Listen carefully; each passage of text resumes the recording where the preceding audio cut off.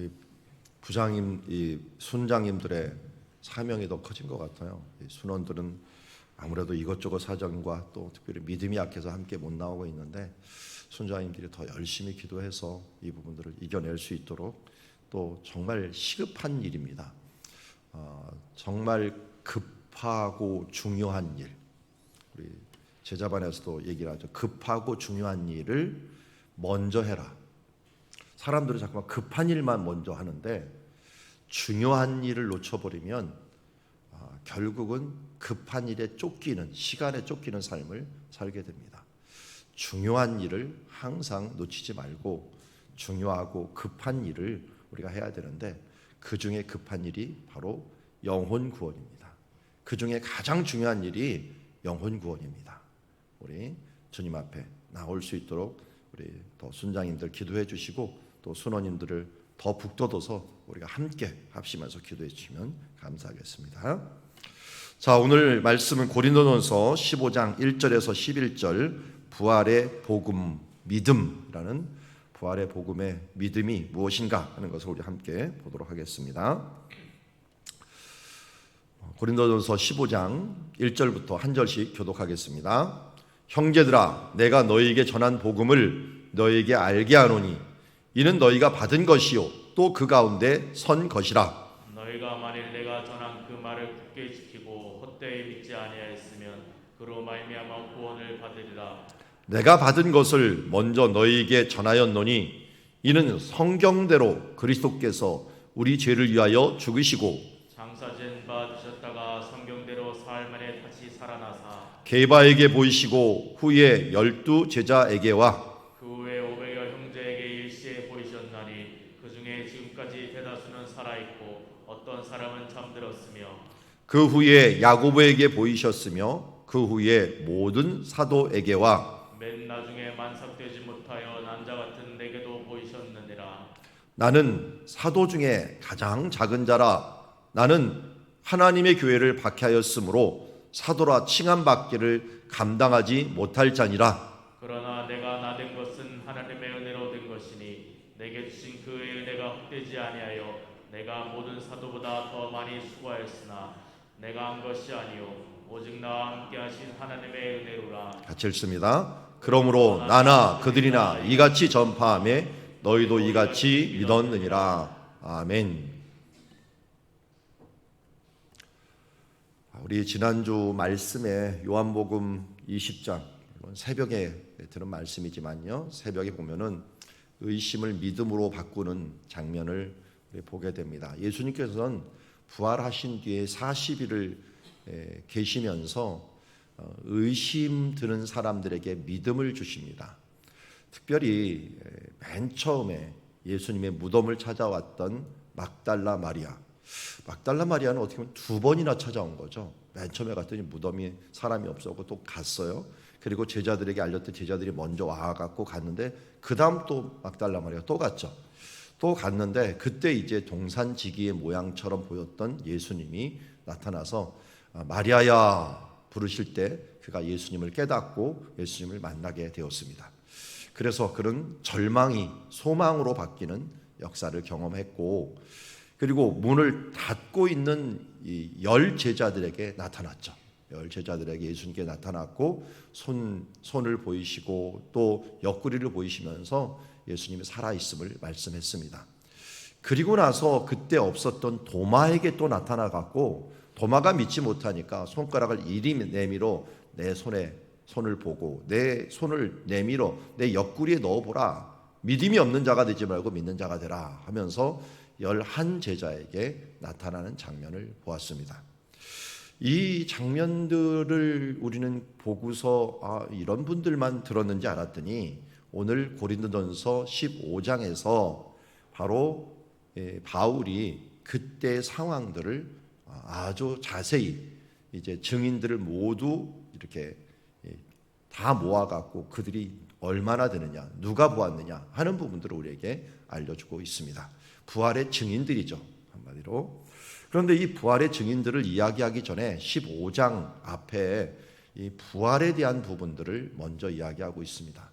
그럼 고린도전서 15장 우리는 일명 부활장이라고 얘기를 합니다. 그만큼 1절부터 58절에 이르기까지 부활에 대한 논지를 가지고 부활이 얼마나 소중한가 하는 부분들을 우리에게 알려주고 있고, 부활이 없으면 정말 우리는 이 세상에서 가장 불쌍한 자가 된다. 왜냐하면 십자가에 죽으시고 끝나버렸으면 얼마나 불쌍한 자가 되냐. 우리의 고생하는 것들이 부활이 없으면 이게 무슨 의미가 있느냐 하는 부분이에요. 우리가 하나님의 자녀가 됐다라고 말만 하고 하나님의 자녀가 된 것이 부활이 없으면 자녀가 안 되는데 어떻게 그게 의미가 있느냐라고 하면서 우리에게 말씀하고 있는 것을 보게 됩니다. 자, 15장 1절부터 한번 볼게요. 형제들아, 내가 너희에게 전한 복음을 너희에게 알게 하노니 이는 너희가 받은 것이요 또 그 가운데 선 것이라 하면서 복음이라고 하는 것을 정의할 때 내가 너희에게 전한 복음이라고 얘기합니다. 복음, 기쁜 소식인데요. 이 기쁜 이 복음을 뭘로 정의하냐면 2절에 보면 내가 전한 그 말, 1절에도 내가 너에게 전한 복음, 그러니까 복음과 그 말을 똑같이 얘기했어요. 그 말이 뭐냐면은 그 말을 굳게 지키며 헛되이 믿지 아니하면 그로 말미암아 구원을 받으리라. 이 복음은 어떤 능력이 있느냐? 구원을 주시는 능력이 있다는 것입니다. 그러니까 복음, 이거는 사도들이 전해준 말이요, 이것을 굳게 지키고 헛되이 믿지 아니하면 이것으로 구원을 얻는 그런 말씀이라는 것입니다. 그러니까 왜 우리가 복음이 중요한가? 이 복된 소식이라 해서 복음서 복음이라고 하지만 이 복음은 우리에게 구원을 주는 것이기 때문에, 영생을 얻는 것이기 때문에 그만큼 중요하다는 것입니다. 그러면 이 구원을 주는 사도 바울이 전해준 이 말이 대체 뭐냐라고 하는 것이 3절부터 나오는 거예요. 그래서 3절, 4절이 어떻게 보면 복음의 핵심입니다. 핵심. 우리가 무엇을 믿느냐? 사도들이 우리에게 전해준 핵심 말씀이 무엇이냐? 물론 사도들이 더 설명을 해갖고 마태복음, 마가복음, 누가복음, 요한복음 이 복음서를 다 적었죠. 그런데 그 중에 핵심의 핵심을 쫓으라며 한다면 바로 그들이 전한 최고의 복음이 부활의 복음이었어요. 이게 바로 3절, 4절에 나타나고 있어요. 우리 3절, 4절 우리 함께 같이 한번 읽어볼까요? 시작. 내가 받은 것을 먼저 너에게 전하였느니 이는 성경대로 그리스도께서 우리 죄를 위하여 죽으시고 장사 지낸 바 되셨다가 성경대로 사흘 만에 다시 살아나사. 아멘. 여기 성경대로가 두 개 있죠. 두 개. 성경대로는 뭡니까? 이 당시의 구약 성경대로예요. 구약의 예언대로 그리스도께서 우리 죄를 위하여 죽으셨다. 이 성경대로에 정말 너무 확실하게 죽으심의 이유와 그 장면을 보여준 게 이사야서 몇 장이요? 53장. 53장을 저 에디오피아 내시도 길을 가는 중에 마차에서 읽다가 이게 대체 무슨 글인가 할 정도로 의심이 들 정도로 이게 누구의 죽음을 말하는데 이렇게 리얼하게 적어놨는가 했었죠. 그가 양같이 도살장에 끌려가는 양같이 죽어가는 모습들, 그가 우리의 죄를 담당했다고 하는데 그게 대체 누구일까? 라고 했는데 바로 그리스도께서 우리의 죄를 위하여 죽으셨다. 우리는 양 같아서 참 무지하고 이 정말 알지 못하는 삶들을 살아가면서 각기 제 길로 갔거늘, 자기 죄를 짊어가고 결국 사망의 길로 갔거늘 여호와께서는 우리 무리의 죄악을 그에게 담당시키셨도다. 이렇게 말씀했는데 예수님은 바로 우리의 죄를 담당하고서 십자가에 죽으셨습니다. 그러나 이 죽음으로 끝났다고 한다면, 그냥 죄를 지고 죽음을 끝났다면 우리도 같이 죽는 거나 마찬가지였죠. 우리는 이제 깨끗해졌어. 그렇지만 그 가운데 살아남지 못한다면 의롭다함을 꽝꽝 받지 못하는 것과 마찬가지예요. 죄의 삭은 사망이라고 했는데 사망이 없어졌던, 사망이 극복되어야만이 죄의 삭이 완전히 해결된다는 것을 우리에게 보여주었는데 예수님께서 성경대로 다시 살아난 바 되었어. 다윗이 이것을 예언했죠. 내 이 그분의 몸을 썩음 가운데 놓지 아니한다라고 예언을 했고, 그 예언이 구약의 예언대로 예수님께서 3일 만에 다시 살아나셨습니다. 살아나심으로 말미암아 우리가 의롭다 되었다라는 것을, 예수 부활했으니 나도 부활한다는 것들, 이것을 우리에게 증명해 주셨고 우리에게 믿음으로 보여주셨습니다. 그러므로 우리도 죽으면 예수 십자가에 함께 죽고 그리고 예수님의 부활과 함께 같이 부활할 것이라는 것을 성경에서 예언한 대로 이루어진다. 우리가 그래서 믿음을 어떻게 얻어요? 성경에서 예언한 대로. 우리가 하나님이 세상을 이처럼 사랑하사 독생자를 주셨으니 이는 그를 믿는 자마다 멸망치 않고 영생을 얻는다. 그를 믿는 자마다 멸망치 않고 영생을 얻는다라는 이 말씀의 근거에서 우리가 구원을 얻듯이, 예수님 이 말씀이 정말 우리에게 적용되는 이유는 예수님께서 구약 성경을 이루기 위해서 죽으시고 이루기 위해서 살아나셨고, 그러므로 우리도 말씀대로 죽고 말씀대로 살 것이다 라고 하는 것을 믿기에 바로 성경대로가 소중한 것입니다. 우리 어제도 성경의 말씀을 붙잡고 기도했지만 오늘도 우리의 구원은 성경의 말씀이 신실하기 때문에 2000년 동안 증명되고 2000년 동안 이 말씀으로 살아온 사람들이 증명하였기에 우리는 이 세상에서 가장 믿을 만한 이 말씀에 근거하여 우리도 예수를 통하여 우리의 죄가 죽고 예수를 통하여 의롭게 된다는 것들을 이 말씀을 통하여 믿게 되는 줄 믿습니다. 그리고 이것을 증명하기 위해서 증인들을 두게 되었는데, 우리 요한복음에서는 맨 처음에 막달라 마리아가 나오는데 막달라 마리아는 여기 등장하지 않아요. 500의 형제라고 얘기만 하죠. 왜냐하면 당시의 습관 때문에, 당시에는 여자들이 증인을 설 수가 없었어요.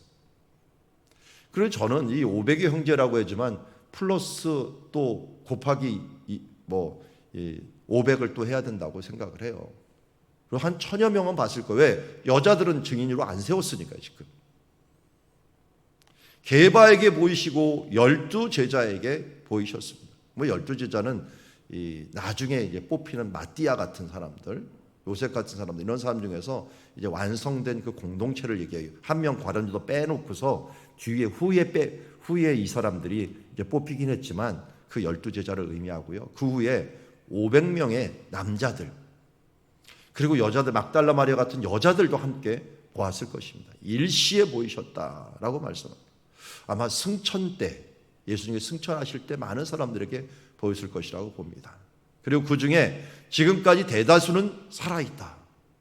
이 고린도 전서를 쓸 때 살아있다는 겁니다. 이거 대단하지 않습니까? 고린도 전서를 때 50년에서 60년 사이니까 예수님께서 30년, 주후 33년경에 승천하셨거든요. 그런데 그 뒤에 한 20여 년이 지난 뒤에도 대다수는 살아있다는 겁니다. 지금이라도 증인이 되려면은 여자까지 친다면 1000여 명이 지금 살아있다는 것입니다. 그리고 구체적으로 이 12제자와 500여 뿐만 아니라 나중에 그 위에 야고보에게도 보여요. 이 야고보는 예수님의 동생 야고보입니다. 동생 야고보. 그리고 그 위에 모든 사도, 이 사도라는 것은 사도행전에서 12제자만 사도를 얘기하는 게 아니라 예를 들어서 바나바 같은 사람들이라든지 이 신실한 사람들을 다 사도라고 이야기를 하고 있어요. 이런 사람들에게 보이셨고 맨 나중에 자기는 부활하신 예수님인데도 불구하고 만삭되지 못하여 난 자, 이건 그야말로 영글지 못하고 제대로 이 시간을 채우지 못한 참으로 부족한 자 중에 대표자라는 것을 이렇게 만삭되지 못한 자로 표현을 합니다. 정말 부족한 나에게도 예수님께서 보여주셨구나. 그런데 이 말을 해요. 나는 사도 중에 너무 작은 자였다.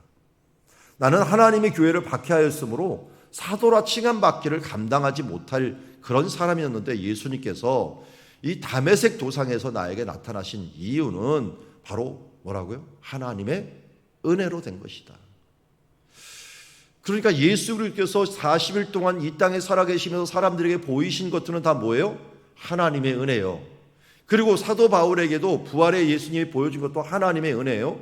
또 우리에게도 부활의 예수님께서 우리의 말씀으로 나타나사 우리에게 그것을 믿게 하는 것들도 하나님의 은혜예요. 내게 주신 그 은혜가 헛되지 아니하여 내가 모든 사보다 더 많이 수고했다. 결국은 사도 바울이 열심히 하는 이유 중에 하나, 그것에 가장 크게 밀어주는 것은 부활의 예수님을 배웠기 때문이에요. 그 부활의 예수님을 믿었기 때문에 그렇습니다. 그래서 내가 한 것이 아니라 오직 나와 함께 하신 하나님의 은혜였다. 내가 주님을 뵌 것도, 이 부활의 신앙을 가지고 내가 전하고 또 여기까지 온 것도 하나님의 은혜로다. 예수 그리스도의 부활을 우리가 믿어진 것들은 정말 대단한 것입니다. 이것은 하나님의 은혜다라고 얘기합니다. 그러므로 나나 그들이나 이같이 전파하며 너희도 이같이 믿었다라고 말씀하고 있는 것입니다. 이를 위해서 사도 바울이 돌에 맞든지 또 어떤 일이 있든지 흔들리지 않을 수 있었던 믿음을 가질 수 있었다라고 말씀합니다. 자, 부활의 복음, 부활의 믿음, 이 부분들을 정리하면 이렇습니다. 이 부활의 복음이 왜 중요하냐? 구원을 주시는 복음이기 때문에 그렇습니다. 이 부활을 끝까지 지키고 믿는 사람들에게는 예수 부활했습니다, 그러니 나도 부활할 것입니다 라고 믿는 자들에게는 하나님께서 구원을 베푸신다. 부활의 복음은 또 왜 중요합니까? 성경대로 예수님께서 부활하셨기에 나도 성경의 말씀대로 부활할 수 있다라고 하는 믿음을 주기 때문에 그렇습니다. 부활의 복음으로 우리가 구원을 얻었습니다. 그런데 이것은 자세히 살펴보니 하나님의 은혜였습니다. 그리고 우리 부활의 믿음을 계속 밀고 가는 힘도 하나님의 은혜였습니다. 앞으로도 하나님 나라까지 갈 때까지 밀어주는 것도 뭡니까? 사도 바울이 고백했듯이 하나님의 은혜로다. 부활의 복음은 하나님의 은혜입니다. 예수 그리스도께서 이 땅에 오신 것도 하나님의 은혜였고, 이 땅에서 우리에게 복음을 전해신 것도 하나님의 은혜였고, 이 땅에서 죽으시사 우리의 죄를 대신하시고 부활하신 것도 하나님의 은혜였습니다. 지금도 이 부활의 복음은 살아 역사합니다.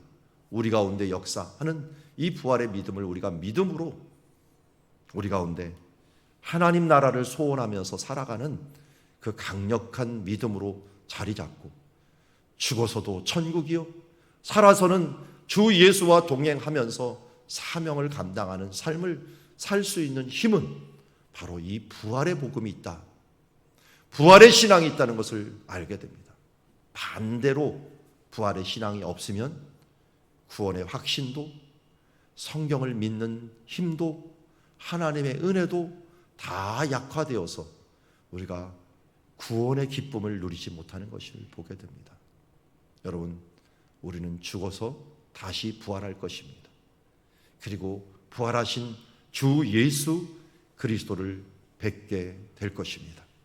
이 선명한 부활의 복음을 사도들이 죽으면서까지 전해주었고, 우리 또한 그것을 받고 우리 주변, 우리 가족, 우리 다음 세대 가운데 이 복음을 전함으로 말미암아 모두 구원 얻는 복음, 하나님의 은혜, 충만한 은혜를 받는 믿음으로 나아가는 주님의 자녀들이 되기를 주의 이름으로 축원합니다.